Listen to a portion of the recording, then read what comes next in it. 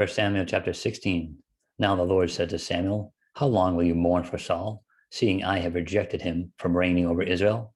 Fill your horn with oil and go. I am sending you to Jesse the Bethlehemite, for I have provided myself a king among his sons. And Samuel said, how can I go? If Saul hears it, he will kill me. But the Lord said, take a heifer with you and say, I have come to sacrifice to the Lord. Then invite Jesse to the sacrifice, and I will show you what you shall do. You shall anoint for me the one I name to you.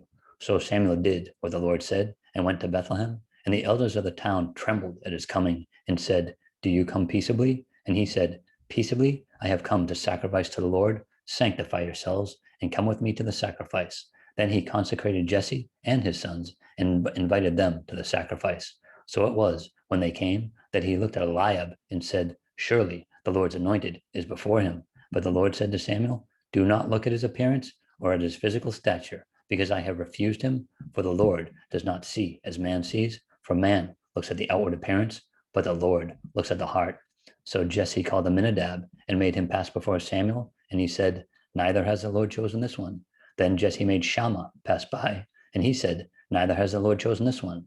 Thus Jesse made 7 of his sons pass before Samuel, and Samuel said to Jesse, the Lord has not chosen these.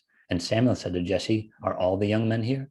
Then he said, there remains yet the youngest, and there he is, keeping the sheep. And Samuel said to Jesse, send and bring him, for we will not sit down till he comes here. So he sent and brought him in. Now he was ruddy, with bright eyes, and good looking. And the Lord said, arise, anoint him, for this is the one. Then Samuel took the horns of oil and anointed him in the midst of his brothers. And the Spirit of the Lord came upon David from that day forward. So Samuel arose and went to Ramah.